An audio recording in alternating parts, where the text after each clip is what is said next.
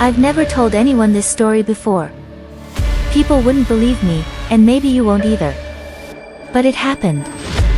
And every night since then, when I close my eyes, I feel it all over again. It started on an ordinary Friday evening. My parents had gone out of town for the weekend, leaving me alone in the house with our dog, Max. He was a big German shepherd, protective, loyal, the kind of dog who would bark at falling leaves outside the window. I always felt safe when he was around. The house was quiet, too quiet. No TV, no hum of conversation.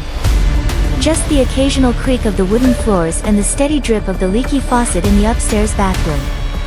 I locked the doors, double-checked the windows, and tried to shake the uneasy feeling creeping over me. I told myself I was just being paranoid. It's a big, empty house, I thought. Of course it feels strange when it's this quiet. I went to bed early, curling under the covers while Max curled up in his usual spot beside the bed. The wind howled outside, rattling the trees, and the sound made the shadows on the walls dance. I reached down absent-mindedly and felt Max's warm, wet tongue lick my hand. Comforted, I smiled in the dark. He was there, like always. Guarding me. I must have dozed off, because the next thing I remember was waking up to a noise. Scratch, scratch, scratch. My eyes flew open. The room was pitch black, the kind of darkness that makes you wonder if you've gone blind. I held my breath, straining my ears. The sound was faint, irregular, like something dragging across wood. I reached down, my heart racing. Max licked my hand, long and wet, just like before. Relief washed over me. I whispered, "Good boy," and forced myself to relax. But the scratching didn't stop. It seemed to move, first at the door, then along the walls, circling the room. I froze, clutching the blanket under my chin. My rational mind tried to explain it. Maybe it was a branch against the window, maybe the house was just settling, but deep down, I knew better. This sound wasn't outside. It was inside. Again, I reached down, and again Max licked my hand.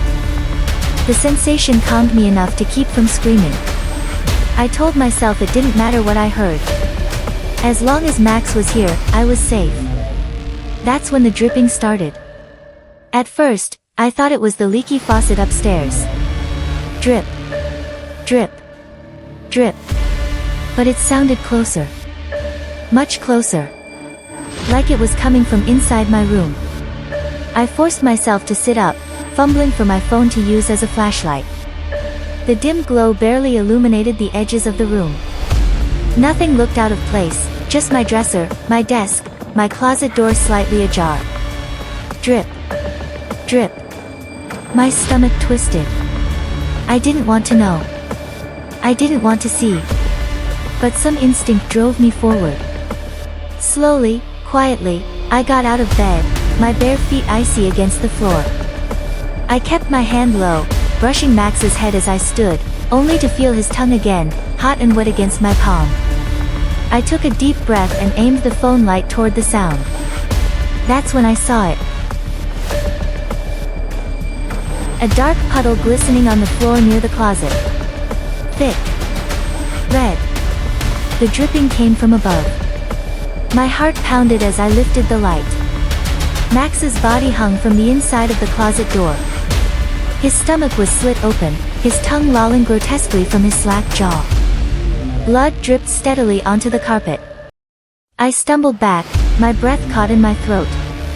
My mind screamed at me to run, but my body wouldn't obey. Then I remembered, my hand. The tongue that had licked me. My phone flickered, the light sputtering. But in that half-second of glow, I saw it. A man crouched under my bed. His face pale, eyes wide and unblinking. His grin stretched far too wide, glistening in the dim light. And his hand, oh God, his hand, dripped with blood, his long fingers glistening as he slowly licked them, staring right at me.